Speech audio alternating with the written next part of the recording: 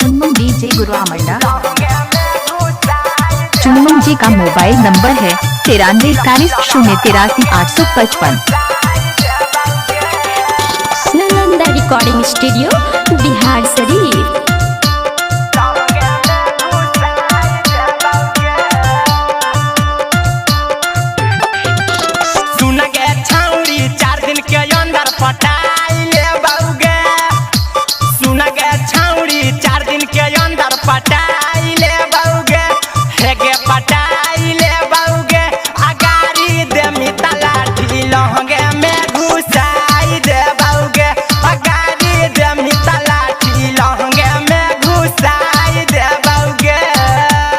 चुनमुन डीजे गुरु आमंडा।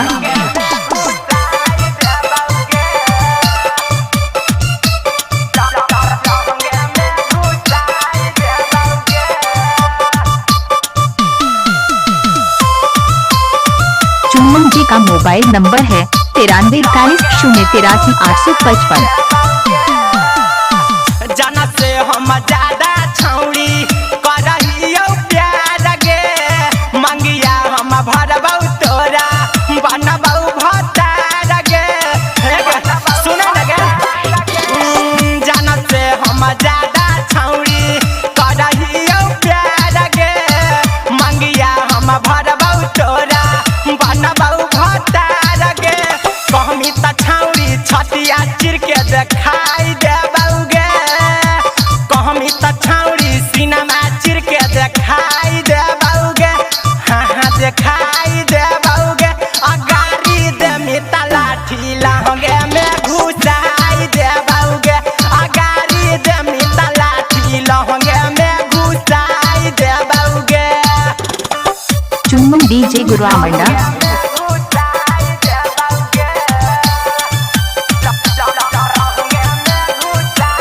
चुनमुन जी का मोबाइल नंबर है नालंदा रिकॉर्डिंग स्टूडियो 9341 बिहार 083 शरीफ।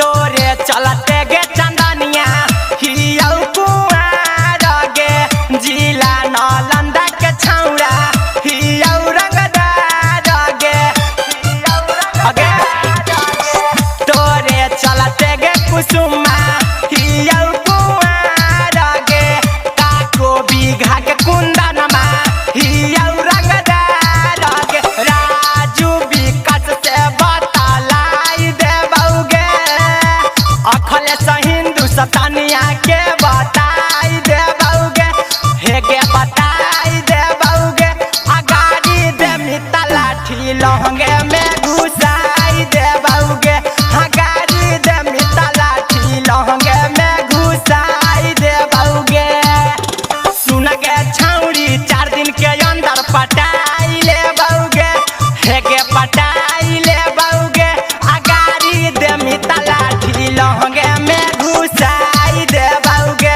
अगाड़ी देमी त लाठी लहंगे में घुसाई देबौगे चुनमुन डीजे गुरु आमंडा।